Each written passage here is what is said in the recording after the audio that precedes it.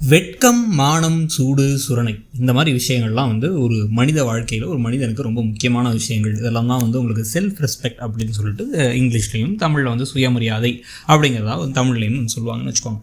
So இப்போ இதெல்லாம் இருக்கும் பொழுது இதெல்லாம் இல்லாத ஜந்துக்கள்லாம் வந்து பார்த்தா நமக்கு ஜந்துக்கள் மாதிரி தானே தெரியும். ஆனால் நீங்கள் வந்து உறவுக்குள்ளே ஒரு ஃபேமஸான விளக்கு தாமிரபரணி படத்தில் தான் நினைக்கிறேன். உறவுக்குள்ளே யாரும் ஜெயிக்கிறது தோக்கிறதுன்னு கிடையாது. ஒன்று எல்லாருமே ஜெயிப்போம், இல்லைனா எல்லாருமே தோப்போம், சண்டை வந்தா அப்படின்னு சொல்லுவாங்க.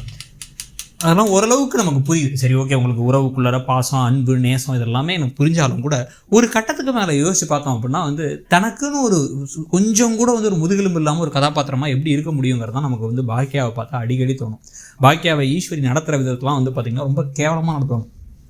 பேசுகிற வார்த்தைகள், சொல்கிற விஷயங்கள், குத்தி காமிக்கிறது, கொஞ்சம் கூட ஒரு நன்றி உணர்வு இல்லாமல் இருக்கிறது, வேணும்னா தலையில் தூக்கி வச்சு ஆடுறது, இல்லைனா தூக்கி போட்டு மிதிக்கிறது அப்படின்னு சொல்லிட்டு எல்லாத்தையும் பண்ணுவாங்க.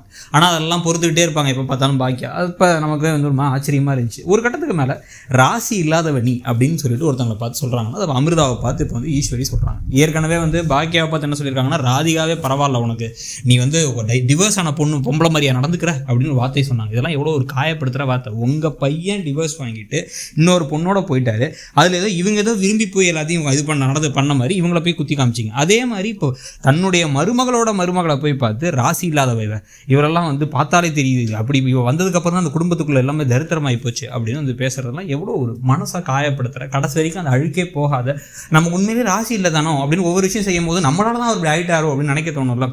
அதை பற்றி கவலைப்படாமல் பேசிட்டு விட்டாங்க.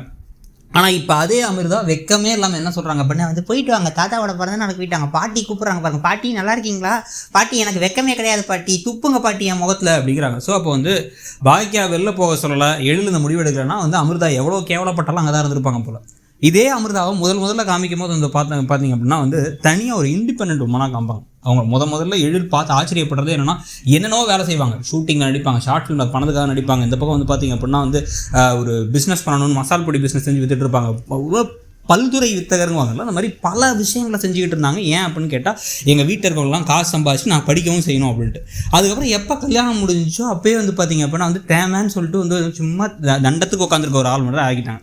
இப்போ அது இல்லாமல் வந்து பார்த்திங்க அப்படின்னா வந்து இப்போ பாக்கியா மட்டும் எல்லா வேலையும் செய்வாங்க, ஜெனியும் சரி, அமிர்தாவும் சரி. அமிர்தா தான் அப்பப்போ கடைக்கு மட்டும் கூட போயிட்டு வந்துட்டு இருந்தாங்க. இப்போ அதுவும் கிடையாது. இப்போ திருப்பி வந்து அவங்க ஹவுஸ் ஒய்ஃப் ஆக்கி ஒரு வீட்டில் உட்கார வைக்கலாம்னு முடிவு பண்ணிட்டாங்க. இப்போ நேராக கிளம்பி எங்கே போகிறாங்க அப்படின்னு வந்து பார்த்திங்கன்னா இப்போ இவங்க 2 பேரும் வந்து சந்தோஷப்படுத்துறதுக்காக குழந்தையும் கூப்பிட்டு தன்னை அவமானப்படுத்தின அதே பாட்டியுடைய கணவரான தாத்தா ராமமூர்த்தியுடைய பிறந்தநாளுக்கு போகிறாங்க. 80வது பிறந்தநாளுக்கு நாங்கள்லாம் எப்படி அப்படின்ட்டு உடனே அங்கே போய் நிற்க என்ன ஈஸு அப்படின்னு வேறு அவர் அதை விட வெக்கமே இல்லாமல் பேச. அப்போ அவங்க பேசின வார்த்தை எல்லாமே வந்து சரியாயிடுச்சு. அவங்க வயசானவங்க, அதனால் என்ன பேசலாம் அப்படின்னு ஆயிடுச்சுன்னா இதெல்லாம் என்ன ஒரு முட்டாள்தனம். இந்த சீரியல் சொல்ல வர விஷயம் என்ன? ஒவ்வொருத்தர்களுக்கும் இப்போ அடிக்கடி வந்து இந்த சீரியலில் வந்து ஆரம்பிக்கும் போது ஏதோ வந்து ஒரு பெண்களுக்கான முன்னேற்றம் அப்படிங்கிற மாதிரிலாம் அடிக்கடி விஷயங்கள்லாம் காமிச்சிட்டு இப்போ ஆக்சுவலாக சொல்ல வர கருத்தெல்லாம் வந்து பார்த்திங்க அப்படின்னா ரொம்ப ரெக்ரெசிவான பிற்போக்கான கருத்துக்களாக தான் இருக்குது. எவ்வளோ கேவலமாக அவங்க பேசினாலும் கடைசியில் வந்து நின்றுட்டு இருக்கணுங்கிற மாதிரி இருக்கிறதுலாம் நமக்கு ஒரு மாதிரி கடுப்பாக தான் இருக்குது. ஸோ உங்களுக்கு என்ன தோணுதுங்கிறத சொல்லுங்கள். தேங்க்யூ.